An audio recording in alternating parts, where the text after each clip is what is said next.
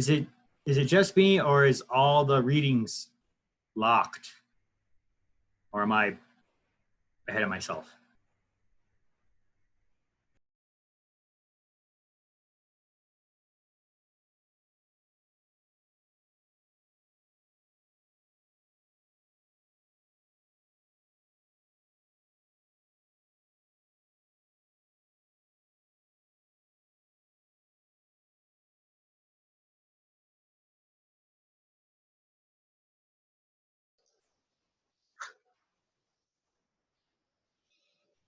Everybody,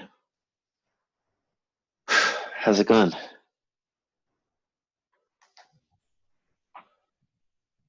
Oh no, you're muted, Chris. I was going to try to cram in a little bit of the reading, but I couldn't. I guess I got to go under files, not assignments or modules, because I tried to get there and they wouldn't. It just says this hasn't been uploaded. It's uploaded. Ah, damn it. Okay, I see what's going on. I'm sorry. Okay, all of the assignments are published, but the module isn't, so it unpublished. Right. So, but anyways, I'm a fast reader. You're good. We're all good. It's all good.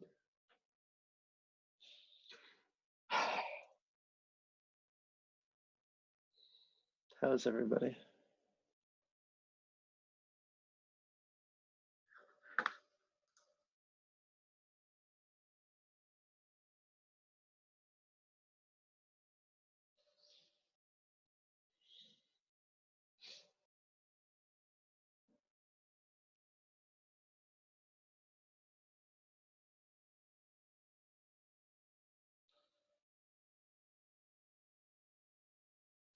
Okay. Week 4.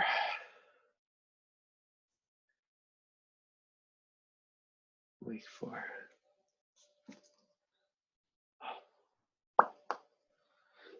Got 50 seconds to showtime.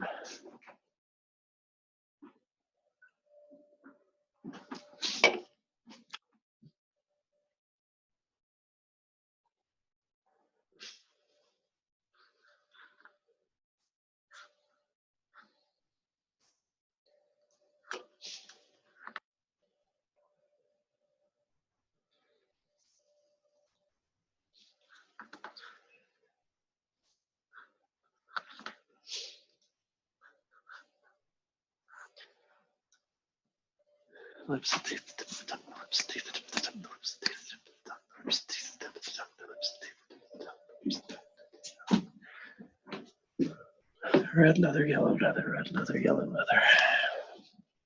Okay, hey, how's it going? It's 1 p.m. Pacific Standard Time.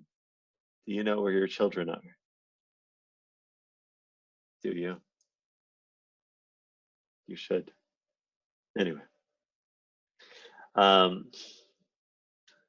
It's week 4. There's 11 of us. I'm hoping more people show up, but if not, we can just have, 11 separate groups. That won't work. 12 separate groups. I'm going the wrong direction. So,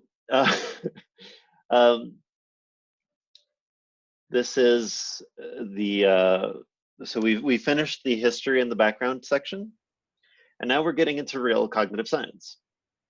I'm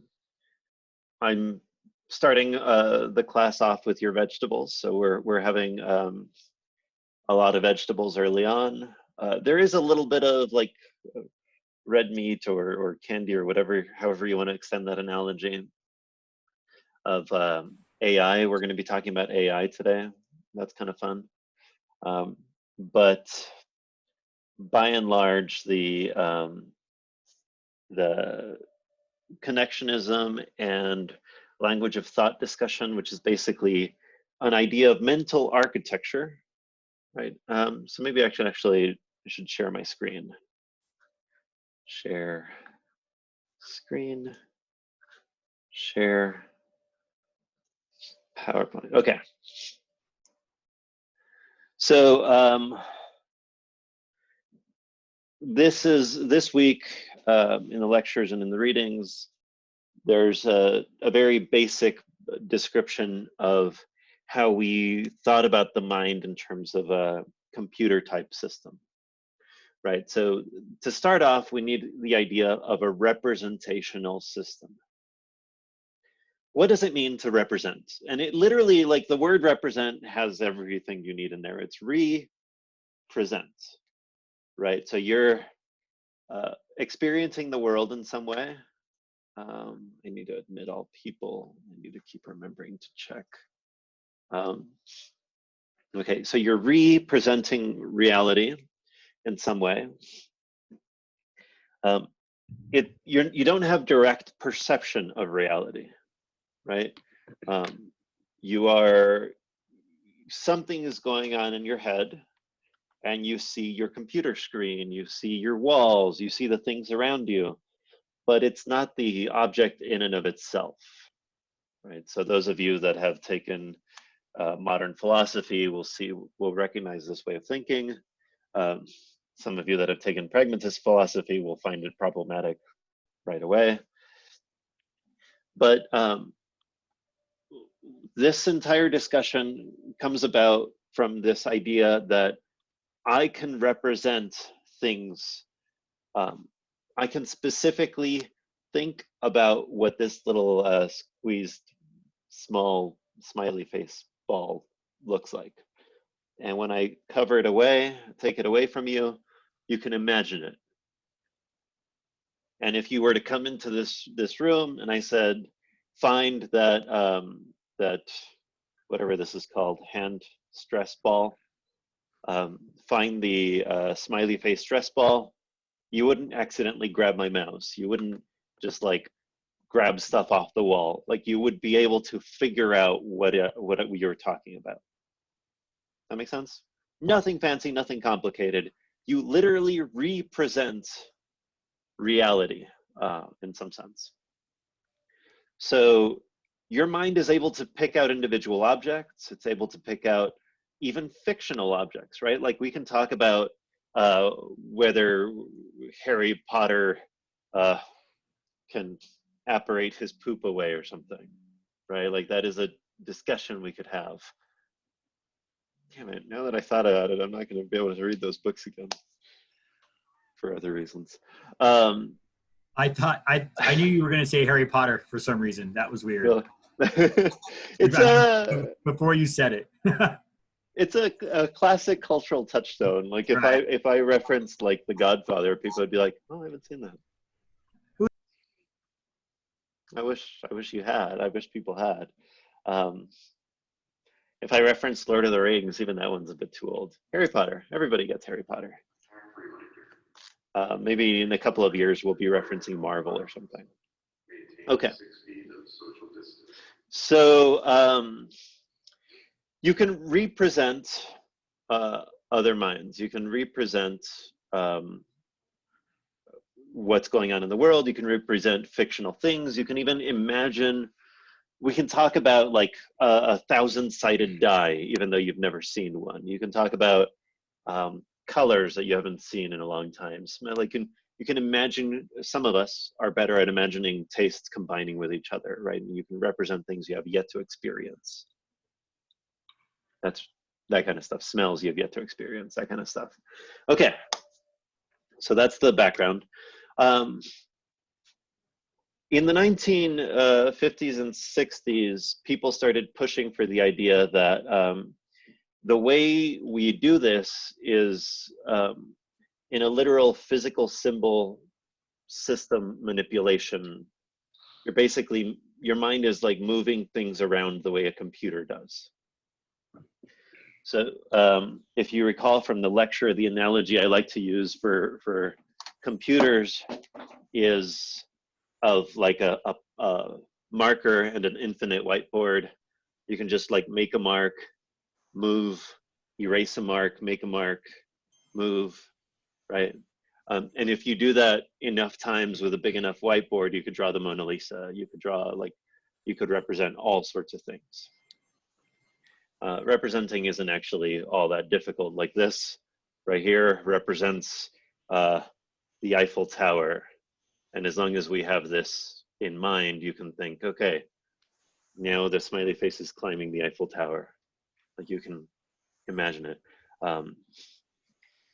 So the physical symbol systems hypothesis was a way of trying to make sense of how minds could represent without like kicking the can down the road. So if you think that there's just like a little dude hanging out in your head watching the theater of your world and like controlling the dials like an Inside Out or Herman's Head or something, that just pushes the question back a bit, like who's controlling that? So you have to, at some point, have a non-intelligent entity that can do something non-intelligent to produce intelligence, or to produce representations, to produce things. Okay. One way of specifying this was something called the language of thought. And this is roughly the view that your mind is pre-formatted to understand all possible languages, to the point where you have like precursors to every possible concept that you could ever experience. So you weren't given just like an unformatted mind. Literally like think about computer formatting. Okay.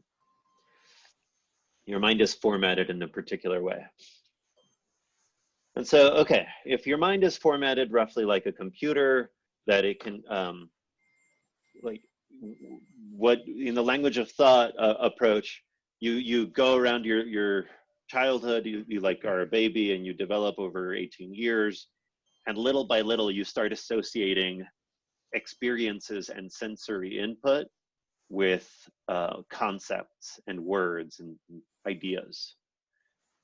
So you experience the color red a bunch of times. People say the word red, and you notice that they're not always standing in the same place. It's not always the same person saying it. It's not always the same pitch. It's not always the same whatever. Like you're eliminating all of these possibilities until finally your mind was formatted to be able to understand the concept of red independently of the objects you experience.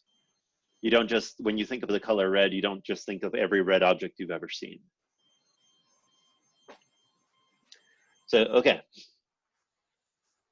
If your mind is pre-formatted in a computer type way, and that's just how our intelligence works, that's kind of cool, that's kind of interesting. It reveals, you can study ways that would break down, you can try to understand it, or you could flip the question, right? You could say, well, if my mind is just like a computer, but a really fancy computer, could there be a computer that is like my mind?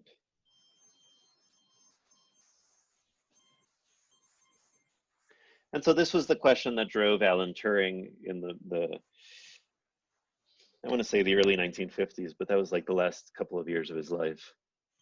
He tragically died from eating an apple laced with cyanide, suicide, because he had been chemically castrated and didn't want to live that life. So he has this idea. It's fascinating life history. You should really check it out. He has this idea that maybe machines can think. Okay. But he realizes that this debate that we can have over whether machines can think is going to lead us to just like a philosophical debate where people are going to be like, yes, they can, no, they can't, yes, they can, no, they can't. So he instead changes the question. He says, can machines fool us into thinking that they're thinking? And then, using a classic argument called an inference to the best explanation, if a machine could get good enough at fooling us for long enough in subtle enough ways, why not just say that machines can think? So maybe our mind works like a machine, like a computer. That's the top row of this. That's the top path. Physical symbol systems, hypothesis, language of thought. Or maybe computers can work like minds. That's the bottom approach. either way, if you take that analogy seriously enough and you think machines will get complex enough, then machines can think. There's objections to strong AI, right? So a couple of classic objections are it just won't be convincing, or yeah, it could be convincing, but there's going to be nothing there. There's no true intelligence there. Just because you're fooled doesn't mean that there's actually like a deep intelligence going on, understanding. And so all of the objections kind of take that general framework of either saying that we'll never get to the point of being fooled by AI, which I think is the less, the people that don't think that artificial intelligence will ever be exactly like human intelligence, a lot of them agree with that argument, that it'll never get good enough at fooling us. But I don't think a lot of them are like, will hang their hats on that as the end all be all. It's that there's nothing really there. So, okay. This entire discussion is the left hand of the screen. We're talking about information processing models of cognition, and the computational approach is on the left side. Next week is about the right side and about comparing these. Okay. So essentially, what I want to just say here, and this is in the lectures and in the reading, there's the analogy between computation and cognition, the way your mind works. And you can explore that analogy in a couple of ways. Some people don't think that analogy is really strong. And so they'll say either computers can't think or our minds aren't like computers. Those are kind of the ways of challenging an analogy. And so next week we'll talk about objections to our minds not being like computers. But right now I want to talk about the question about whether machines can think, which I think is a related and interesting question. So any questions on any of this so far before I get to the prompt and then we break up? No? Questions? Comments? Concerns? Okay. So as I said before, the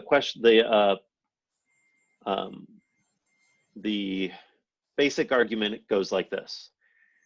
An entity is intelligent if it has certain behaviors, whatever they are. Like this subtleness, it can fool you in chess. You can have a 5-minute conversation with it. You pick whatever behavior you like. Computers could have those behaviors. Therefore, computers can be intelligent. People deny either premise 1 or premise 2. I think denying premise 1 is where a lot of people find the meat of the argument, right? That's where we're like, no, that's not what intelligence is. That's not enough. But for the prompt today, I want to consider a couple of these characteristics that people have said are behaviors or properties of minds that a computer could not ever successfully imitate. So experience sensation, the redness of this red dude. It's pretty red. And also dead. Fluency in language, being able to communicate a language, right? Like they might be able to say a bunch of words and string sentences that are grammatical together, but there will be a point where they just won't get it, right? You can always tell when you're talking to a bot, the argument goes. Although when we test it empirically, like there's a lot of people fooled on Twitter every day. Perceive and experience emotions. So perceiving emotions is one thing. a lot of us are really good at that. Like something like 99% of the population is good at perceiving other people's emotions. So that if I have like a face like this, you think I'm like frowny or concerned or angry. If I've got my eyebrows do so much of the work here. If I tilt my eyebrows up, you think I'm sad, surprised. Like we can detect emotion, and you can even detect subtle emotion based on like timing of sentences. We are chronically inferring emotional states from other people. But that's one thing. Experiencing an emotion is a different thing. Appreciating art, yes, computers can draw really good art. They can copy the best artists. They can make brand new art, but they can't appreciate it. And then finally, have like a good, long, open-ended discussion that's conceptual. So maybe you like these problems for computers, maybe you don't, maybe you can come up with others. But for the breakout rooms, the prompts, I kind of want you to just try to imagine what it would be like to program a computer to do some or all of these. Okay? So you don't actually have to like do it. You just have to like sketch out how you could imagine it working out. Is this Carlos, yeah. are we just supposed to be using the left side of the chart, considering these things? This chart? Yeah, like considering those things. Yeah. Yeah, good question. Well, this will be a spoiler for next week.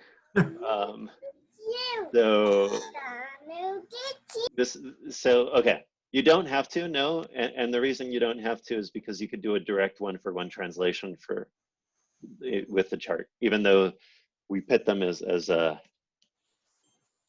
contrasting with each other, and they do in really strong ways.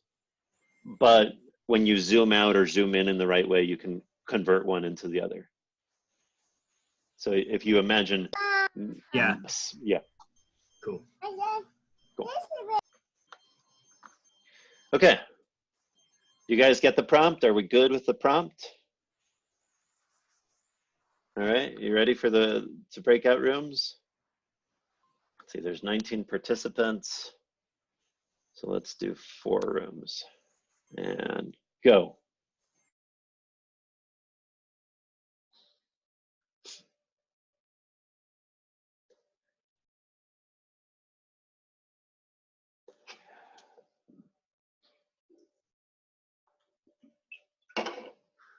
Oh, snap.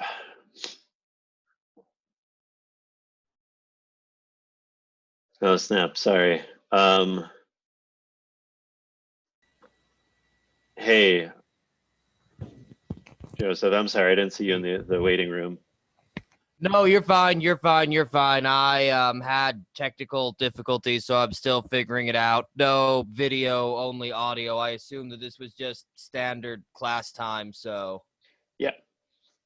Yeah, so there's a bunch of breakout rooms, and they're considering whether machines could ever truly love or experience emotions or appreciate art, that kind of stuff. Oh, okay. Okay, so that's the prompt we're working with right now. That's right. Yeah. So do you need any background for that? I think it's relatively intuitive if you've thought about computers at any length. Oh God, Right? no. I think the problem that we're gonna. Am I just supposed to spitball off of you, or are you gonna punt me over to other unfortunate souls? I'll send you off to breakout room 4 because they only have 4 people, and Yeah. yeah. So you should be able to go there, but I will.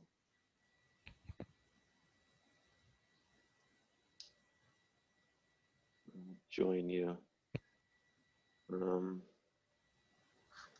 Do I send you there?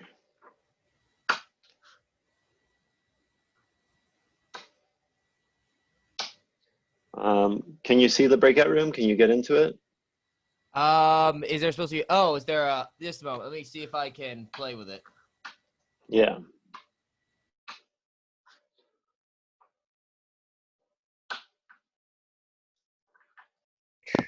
The learning conditions that would kind of lead to that behavior. So I guess for me, it's like, would it be possible to subject, I don't know if subject is the right way to frame this, but like to grant a machine operant conditioning, like consequence-based learning? Would it be possible to give it higher order verbal relations, things like that? I don't know. I don't know. I guess if you think about it just like a neurological level, maybe, right? But then you have this weird thing with like epigenetics and DNA, and that all matters too, because that's part of how people learn. It's sort of like you store your experience in your genetics in some way or another. So I don't know. It's tricky. I think hypothetically, maybe it's possible, but I don't know. Yeah. I definitely think the perceiving part of emotion is possible, but think so. I agree. Experiencing part of it, like Yeah. consequence-based stuff, I don't know if that would work for feeling. Yeah. Well, I mean, at a very basic level, like what I thought about when we started, I thought about the same thing with the experience emotions. And then I thought of the movie Big Hero 6 and how they use the way that he programmed the robot to sense like if someone's hurt or not, or sense their emotions. Like, I mean, if it's possible for them to get every single emotion and read every single facial expression, I don't know. It's probably possible if you spend many, many hours programming that, but I mean, it could be possible. I mean, you just keep reprogramming it to read, oh, this is a new expression, put it into the system. But if they can ever experience it, I don't think so. This specific bank of, these set of emotions are particular to these set of facial expressions. But in those other cultures, Okay, hold on. a surprise face to me might be like a happy face to a different Yeah. type. I think I agree. I think it also definitely depends on like which culture it is like it mainly like centered around, and which one it's mainly like surrounded and mimicking as well. Because if it was in our culture, it would be mimicking like a lot of what our sense of humor would be, how we feel when we're sad, of how like angry. Because a lot of, I don't know, like it's just a thing of mimicking. Like, I'm pretty sure though there are universal emotions as well. Like when everyone feels upset when something doesn't go their way, like they're gonna feel upset, and they will like show it in some kind of way, and whatever it is that they'll see, they'll be able to mimic. If that makes sense. I just think that like definitely agree with the culture thing, but they're universal emotions. Okay. Yeah, because I was thinking like, would there have to be like a series of steps of kind of just to recognize? So like, let's just say I tell you a joke and the AI doesn't respond to it as it being funny. So like, would my reaction as a person like change the way that they're like experiencing those emotions? I don't know if that makes sense. I think it would be adjusting on a person-to-person basis, but I think that could be like how it works as well, because just like how we adjust our sense of humor to like different people, because we know, oh, maybe this person doesn't like dark humor, this other person does like dark humor, it could mimic in that way, be like, oh, this person doesn't like this set of jokes, so I'm not going to say these set of jokes to this person. We're always coming back to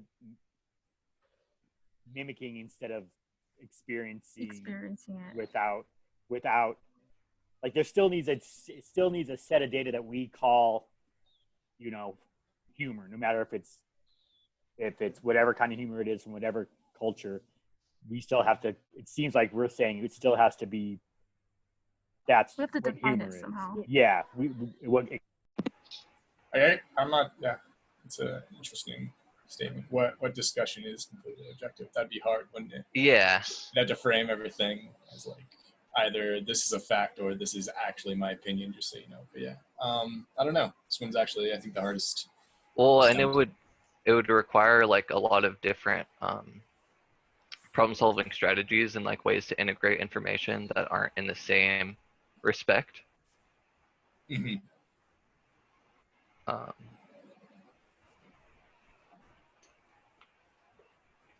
Yeah, I don't know.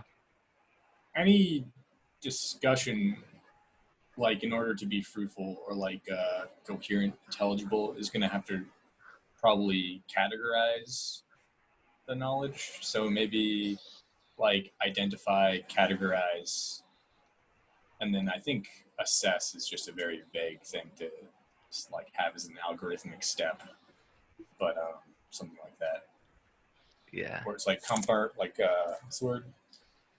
Compartmentalizing like the discussion so that it can like have multiple truths. Like that too. Yeah.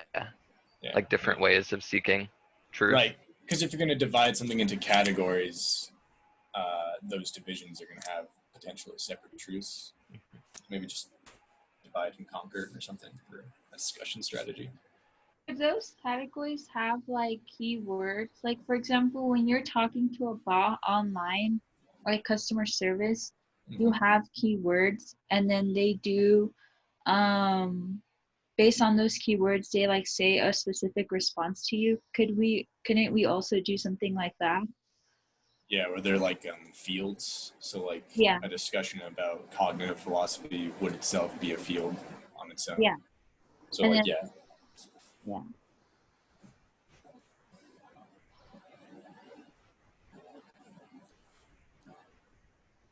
It's tricky, isn't it? Yeah, this is the hardest one. I don't know. I think we blew through the other ones pretty easily. Carlos, do you want to hear them? Sure, let's do it. All right. The algorithmic solution or process for fluency in a language is monkey see, monkey do, monkey represents two. Or like hopefully they're going beyond just parroting sounds and like those sounds conjure some sort of representation for them as well. Like I don't know what that would look like data-wise.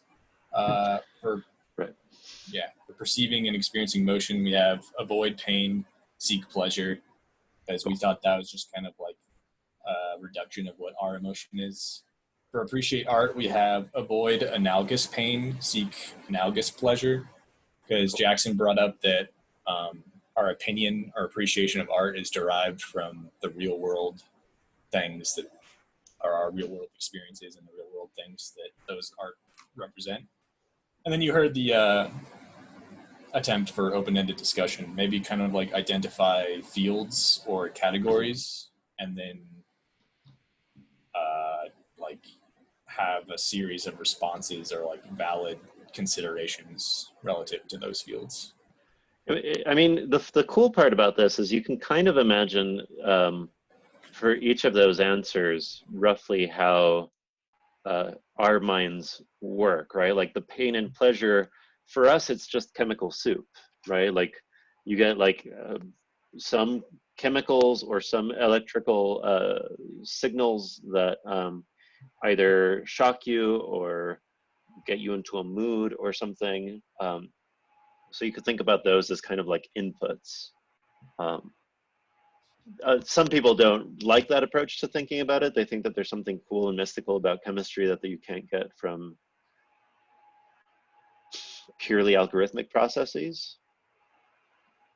I don't know, it's a debate to have. The last one's cool. I mean, I think representing or being able to like chunk up conversation into like parts, and if we can get a computer to understand grammar, which we basically can, it really is just like soft rules, then all you need to do is find a way to string sentences at greater and finer degrees of generality and specificity that are focused on the particular task at hand. Yeah, that's cool. I like it. What do you guys think about the prompt in general? I think it's like a cool starting point for thinking about all of this, because it makes you like consider how far we've come and like how far we have to go, and like all kinds of things that have started to break down, like how we perceive perception and like what that entails and how life can exist, you know? Right. Right. It's cool. I have one more room to hop to, so I'll leave you guys be. Okay. Heard before potentially, and like how can a machine come up with something it wasn't programmed to think of in the first place? I feel like the open-ended part of it is like you don't, like with the human, we're all right with like just leaving a topic is like, well, I guess I don't know that one. But like would a computer be all right with just not knowing the answer? Oh, Or would I have like, there is an answer and I have found it? Yeah, that's an interesting point. Because like, yeah, I feel like they would just come up with all the previously like thought of arguments, and then how are they going to choose which one is the most correct if no one can choose already, like which one is the most correct? Like, can it have an opinion on that sort of thing, you know? You could program it to have an opinion. But then it's only like an opinion, because then it's your opinion that you programmed it to have. So again, But the machine still has a preference. You just chose what the preference was for the machine. True. And I It's mean, the same like, thing with the art. yeah. I feel like that kind of comes back to like, even humans, like our preferences are like affected by our environment, and like our parents, especially, and our friends, like, are any of our preferences even really like natural? Because it's affected by everything around us, like even our culture. So is anyone's preference like true? Like, are you born with a preference, you know? No. I mean, but even if you are born with a preference, it just pushes the question back a bit, right? A generation, or to the genes, or to the whatever. Trying to break that analogy gets really hard, where you're like, wait, computers are just told what to do. Well, to a certain extent, so are we. So are we. It gets really hard to try to break that analogy. I don't think I want to experience AI angst where it's like, screw you, Dad. Then what's it gonna do? Fair enough. I like that. Should I close the rooms? How are you guys feeling? Good. Feel like you've discussed everything? Mm-hmm. Cool. All right, 60 seconds. All right, I'm gonna go back to the main room.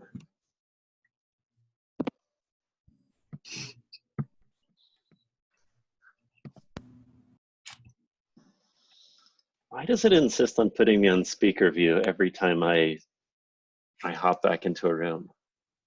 Like, I don't want to see one person, no matter how handsome I am.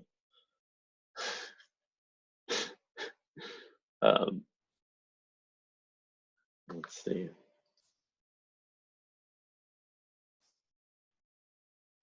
Where are the rooms? Breakout room 2 and 4 are still just chilling. Nice. You guys all have great discussions. Some of you are as bounced. Well, actually, I went to every room this time, so it seemed like all of them were good discussions. Ah, we were out of time. I had not realized. I shall mute. I love it. I love how the more I hop in and out of rooms, the more I start realizing like the various personalities and philosophical positions that people come from. So some of you I've had in other classes, and I'm like, I know what Desmond would think about this. Others of you, I'm like, Amanda, you are a skeptical human being. Like, okay, it's good to know. It's fun. I like it. Okay, so rather than go room by room, let's go topic by topic. I know that some of you came up with new topics to discuss, which is kind of cool. So there were some discussions of like a sense of humor, which was awesome, and maybe we'll get to that after we discuss all the other stuff. But let me start off with like experiencing sensations. Did anyone have any conclusions that your rooms came from with that idea? Well, I think I brought up the point of, advances in organics being able to be connected to, electronics networks could eventually lead to a skin that could be plugged into a robot brain, an android, but we still got the sticking point of we still have to tell it that's a scratch, and we still have to define it to the android prior to it being able to attach a feeling to it, a sensation to it. I think that's where if anybody in my group ever thinks I remember something wrong from group, let me know. Yeah, that's really cool. It actually it brings two things to mind immediately. One was a discussion that I had a long time ago with a bunch of philosophers and scientists of various stripes, and one of the scientists said something like that, like, "Hey, you could just imagine a future where we like plug you into Matrix style, or we like get a computer to like send you signals." And people are like, yeah, but that's interesting. That's like, could we imagine that future? Is that plausible? And then the other thing I was thinking about was actually how there's this new thing that has been this new product, which is like a bracelet that you can tune to vibrate in set patterns in particular ways.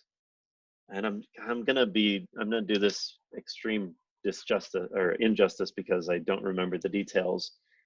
But the idea is that because our minds are pattern finding machines, like we are really, really good at finding patterns, there is a company that has made a bracelet that can just translate sound qualities to vibrations, right?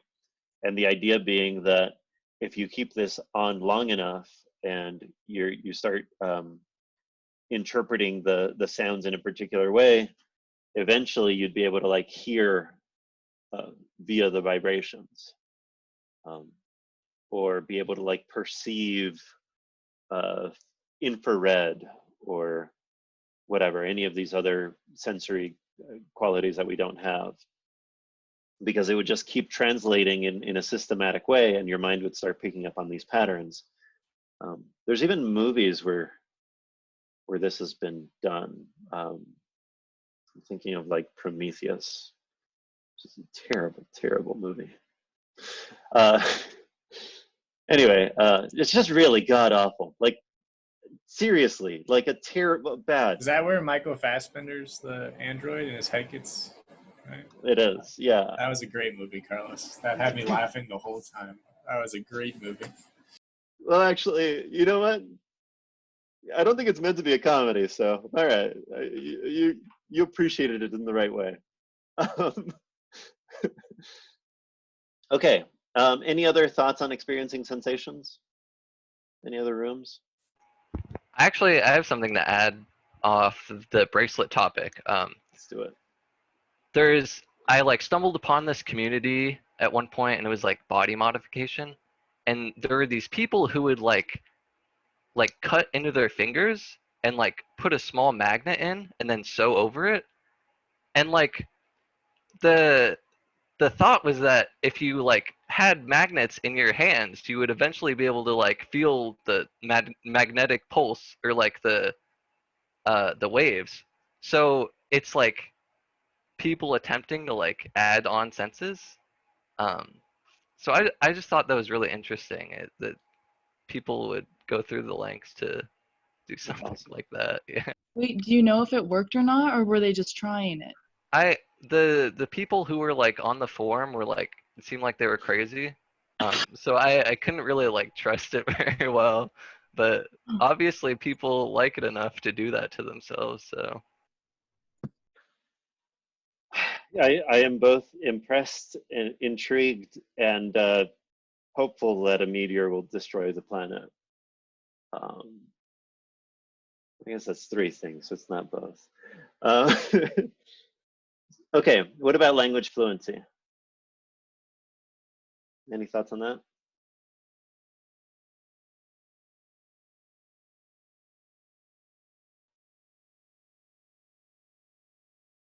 Desmo, your group must have had a thing. Yeah, we did. Nice. Well, we thought that this is probably the easiest one to achieve through like algorithmic efforts because we've all seen like bots do it online and stuff like that.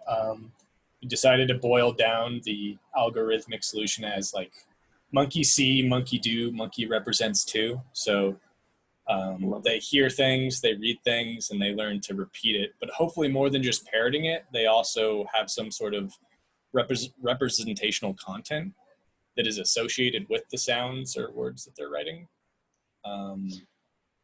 Like you can try to say that that's going to be forever be absent from a machine, but then at the same time, you can't really pin down what that data or representational content looks like in humans either. So besides just like my feelings. Yeah. And yeah, maybe like if a robot is able to do things this intricately, that sort of content is emergent, but we're not sure. We just thought this was kind of the easiest one to tackle through an algorithmic approach. Well, this is one of those things where I feel like I mean we're going to see the debate again and again and again, right? Like the people that are pro machines being intelligent are going to be like, well, it's super duper analogous to everything that we do, and we think we're intelligent. Other people are like, well, it's disanalogous in this way because we have like nice dimples and whatever. I'm like, well, you can give a machine dimples, right? Like, well, they have cool, like, I don't know, earlobes. Well, you could give a machine. I'm being facetious. Like, they usually mean something something deeper than that. But it's always us. It's always us giving the machine the thing. Right. Right. But then the question ends up being like what? So we weren't. Well, I don't know. Well, let's presume we're not divinely ordained, given like the single unit of power of everything. We are born, we are raised in a society. We have certain biological and chemical aspects to us. Just because there was nobody at the helm driving natural selection through millions of years of guessing and checking doesn't necessarily mean that it's better than the stuff that we could design. I don't know. Yeah. Also, I think you mentioned another group was talking about sense of humor. I think that would tie in really well with language learning, because like how efficient the algorithm is at recognizing things like double entendres or puns would really signify like a nuanced understanding of language. And I think like the biggest worry, right, is that it's just parroting and then it's not adding any feeling or representation to these words. But you could argue that like why we have feelings or representation for words is because it facilitates better communication. And if hypothetically this machine is trying to be the best that it can be, then subtle things like puns, which don't serve any kind of like clear purpose, may suggest that it's moved on from like the direct purpose of language, and it's starting to like have emergent properties like a feeling towards a word, just because it realizes having a feeling towards certain words like taboos makes you communicate better with other people. Because if someone walks around just having no emotional attachment to certain words that on average emotionally affect people, then they are like worse at communicating. And you could argue that maybe like, yeah, that's where the algorithm pursues things like content and representation. Yeah, that's one of my favorite versions of this argument takes is the idea that if it could be done without, like if a human could have experienced the world without representing anything, without like truly understanding the beauty of a sunset or whatever, you would think that that would take fewer processes, and we would all be just philosophical zombies. We would all just be like walking around acting like we understand without actually doing so. The fact that we aren't like that, that there is something it is like to be us, that we behave in these ways, suggests that maybe in order to get to that threshold of truly fooling intelligent creatures, you actually have to genuinely have that kind of intelligence, right? Like it may be harder to create a machine that could be really funny if it didn't actually understand language. That sort of makes sense?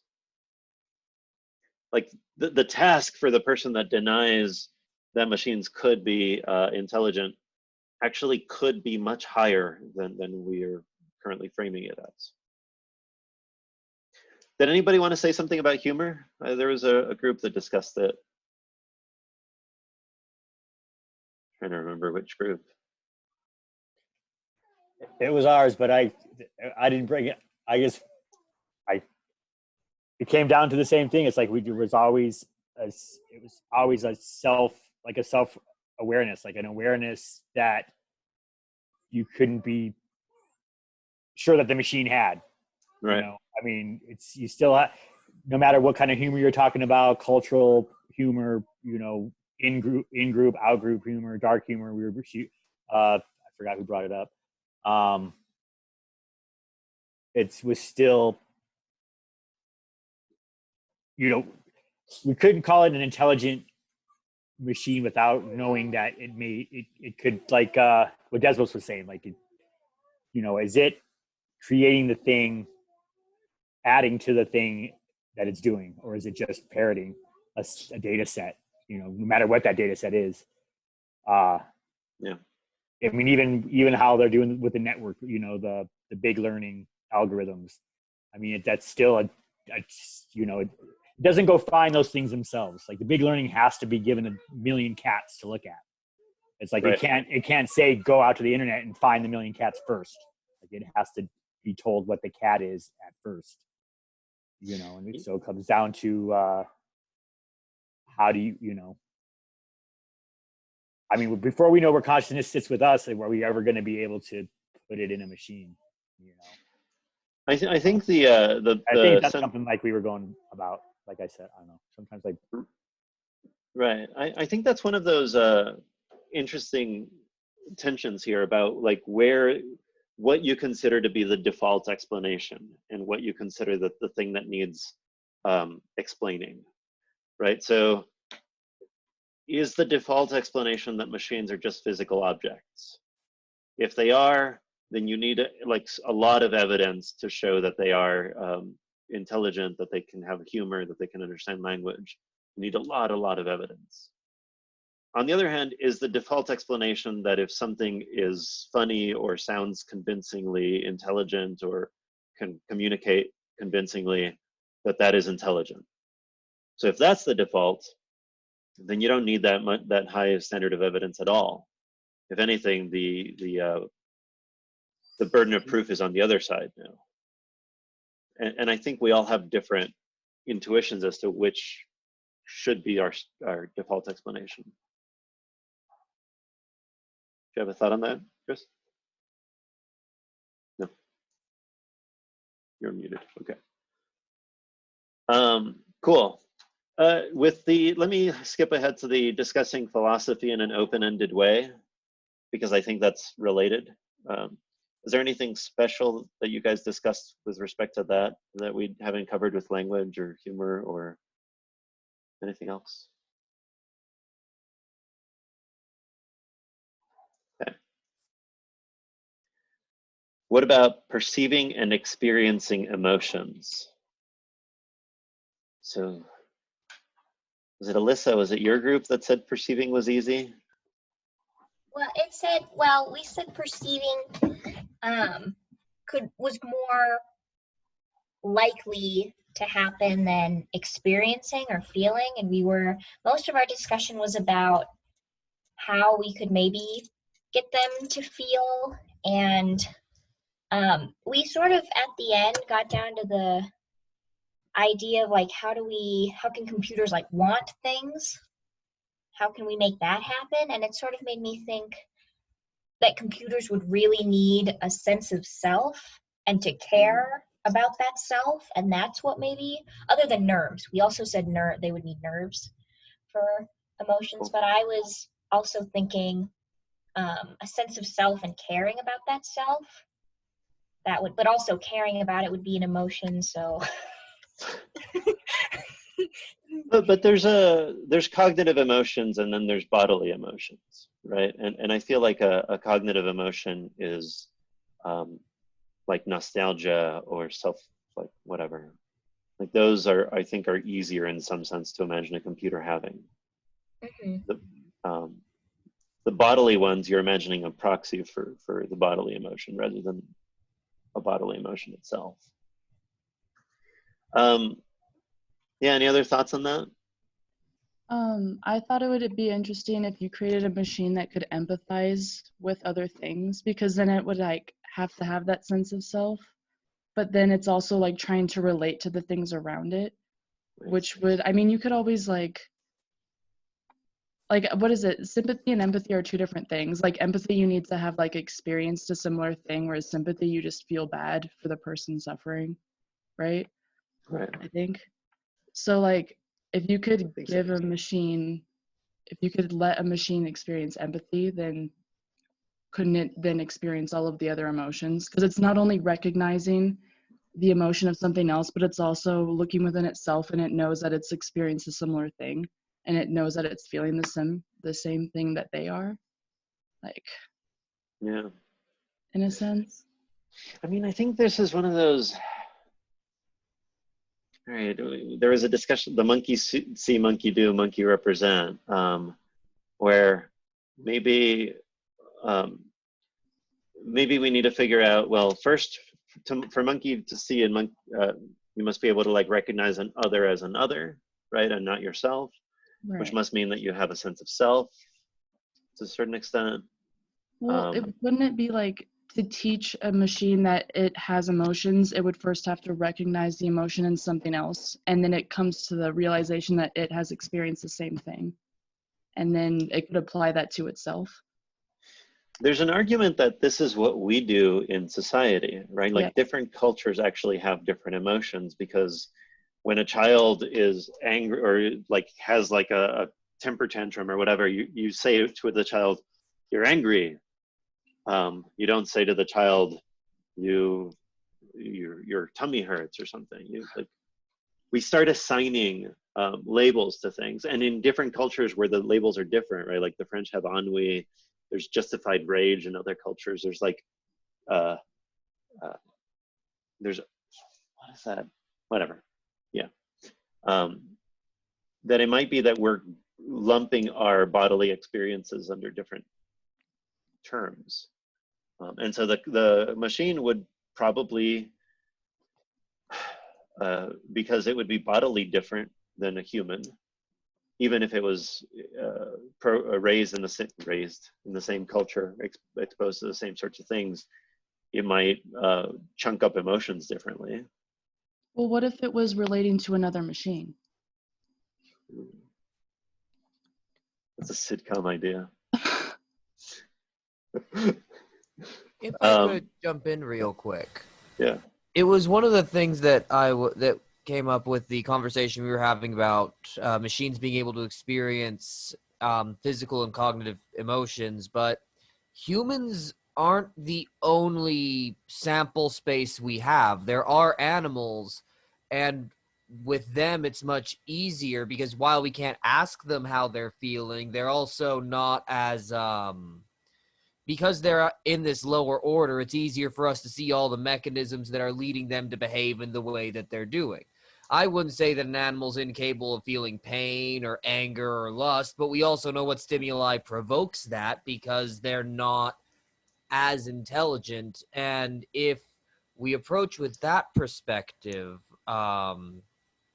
wouldn't it be possible to give a machine something like an instinct that would allow it to have emotion without demanding that it is entirely equivalent to us? Cool. That's interesting. Sorry, I didn't mean So, to. no. That's combo there. fascinating. That's I mean, we will in this class. We're talking about animal cognition at length, right? We'll have a couple of days on that, and that's one of those issues where I always agree with you. We leave animals out of these top discussions all the time. But if anything, animals, babies, maybe even machines, right? Like those are all ways of experiencing the world that are different from like us, and we should be paying attention to all of those as different sources of evidence. And if we're willing to make the inference to the best explanation that animals feel pain, we're willing to presume that they know who they are and can identify conspecifics like other animals like them. They can empathize.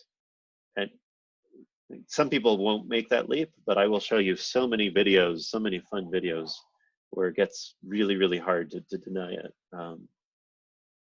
So yeah, no, I think that's right. I'm also, I mean, there was a discussion that kind of passed me a little bit when, Alyssa, you were talking about a sense of self, and we were continuing that discussion. There's a show on Amazon Prime called Upload, where it's actually a pretty decent show. I really like it. A person dies and they get uploaded to a massive multiple online player RPG of dead people, I guess, or whatever. It's a retirement home of like people's minds in a Silicon Valley. And the very first thing that the programmer does with trying to make the person represent themselves is think about themselves, right? Like they don't ask them to like remember things. They don't ask them to count. They say, think about yourself, trying to like identify yourself. This is your thought fingerprint. I don't know. It's just TV. It's not HBO. So did we finish? Have we said anything about art? Does anybody want to throw anything in about art? No? I mean, we don't really have a good grip on what art is from a human-centered viewpoint. We're still arguing that. So, I mean, if a machine were to create art, it certainly wouldn't be something we would intend to give the machine. It would probably be an emergent property, a machine aesthetic, because people have different aesthetic senses. Who's to say a machine won't develop its own? Maybe it'll think that triangles are neat. That's awesome. Or something like that. Like I think you were touched on it earlier. It's like appreciation of art kind of presupposes all those other things already are 100, intact. Like you need to have a broad experience base. You need to have a fluency in language. You need to be able to experience emotion.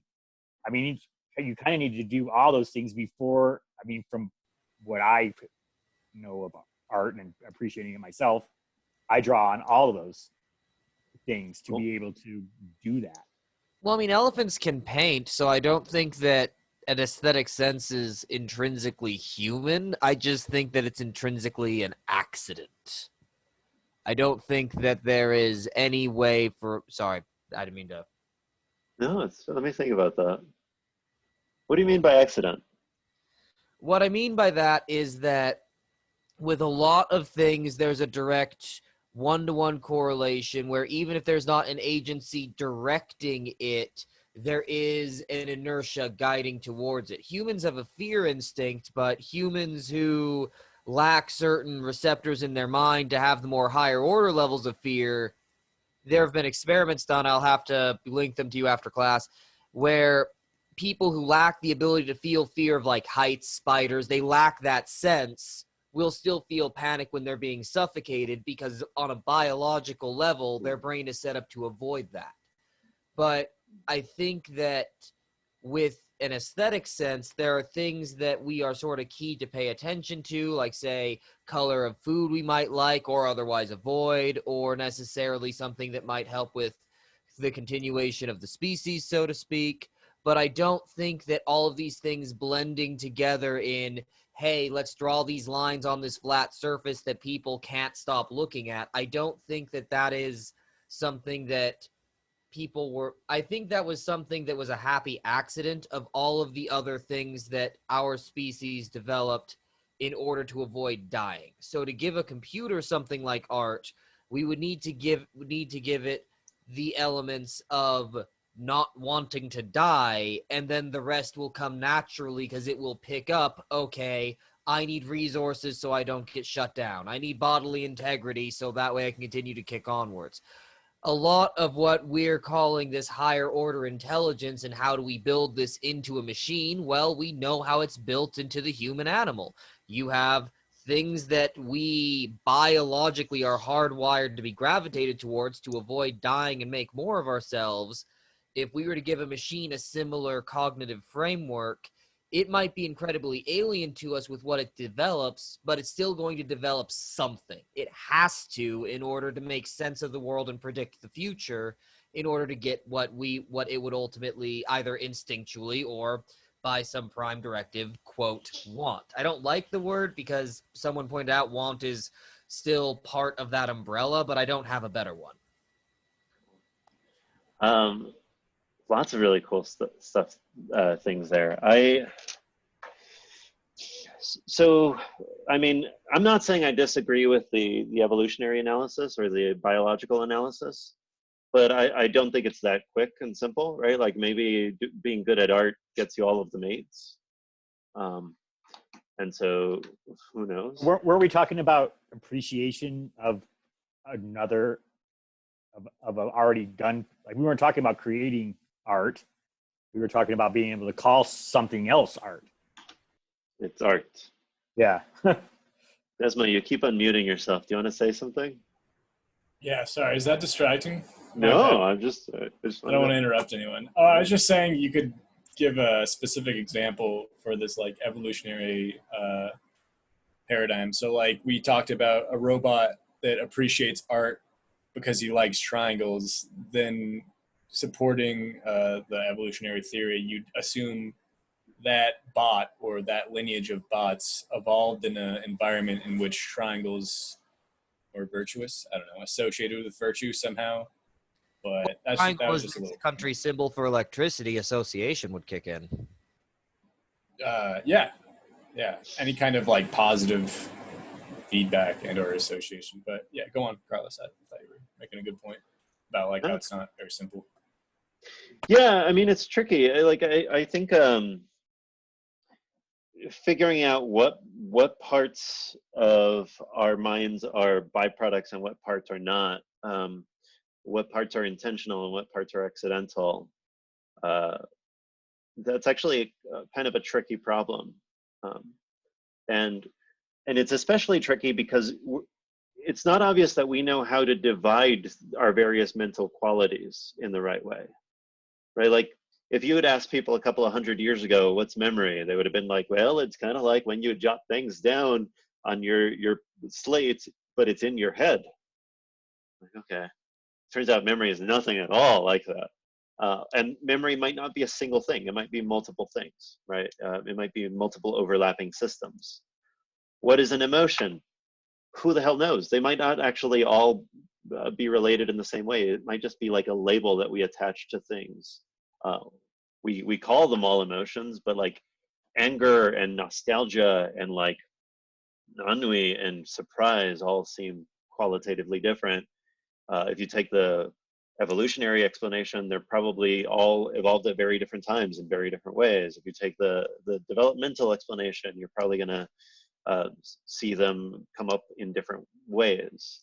Same with sensations, right? Like smell, taste, proprioception, all of those. So it might be that we think we're dividing our minds into categories that make sense, and that we can carve out the ones that are essential, that you would expect all intelligent creatures or all biological creatures or all cognitive creatures to be able to use and manipulate and have. But we might be carving up our minds in ways that are that is actually not how it works. We're going to see a bunch of examples of that throughout the semester, when you see people with like particular kinds of brain damage, where it turns out that things that you didn't expect were connected are actually very connected, and things that you didn't expect depended on each other did, or like you can confuse people that you see, or you can think of people that you see as like imposters, but not people that you listen to. That's weird. You're able to see locations of objects, but not qualities of objects, depending on whether you have damage to your dorsal or ventral streams, right? Like these are going to be things that it's going to turn out our minds are weirder than we think. So maybe with that, I'll just let you guys go. Next week, we're going to be talking about connectionism and debating the computational approach and other approaches of mental architecture. And then we're done with that. That'll be your last like little bit of vegetables. And then after that, we get to consciousness, which is going to be cool. So stick with me next week. There's going to be a bunch of deadlines next week, just like quizzes that I'll upload and stuff. Nothing hard. But then after that, we're going to get to consciousness, and we're going to get to like really cool stuff. Yeah. Oh, just the glossary test, that's due this month, right? By the 24th or something. Yeah, that's going to come up this month. All right. I just want to remind me and everyone else. Yeah. So the glossary is uploaded, but I'm going to reformat it just because I'm a perfectionist. I hate it. Well, maybe get the assignment page to get you to the assignments. That would be cool. All right. This is the problem. I'm when we get to Damasio's Elliot, you'll see my diagnosis. Oh my gosh. And be like, yeah, Carlos spends way too long on these individual little projects, and the actual like needed steps are anyway. Okay. Have a great weekend. See ya. Later, Carlos. Thank you. Hi, Carlos. Later. Cheers.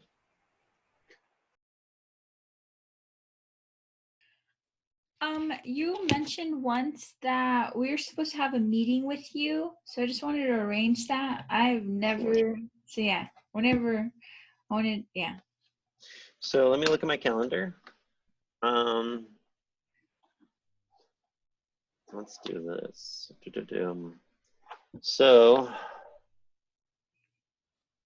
all right, tomorrow I have a meeting at 10, I have a meeting at 12, I have a meeting at 1:30, and then I'm busy after 3.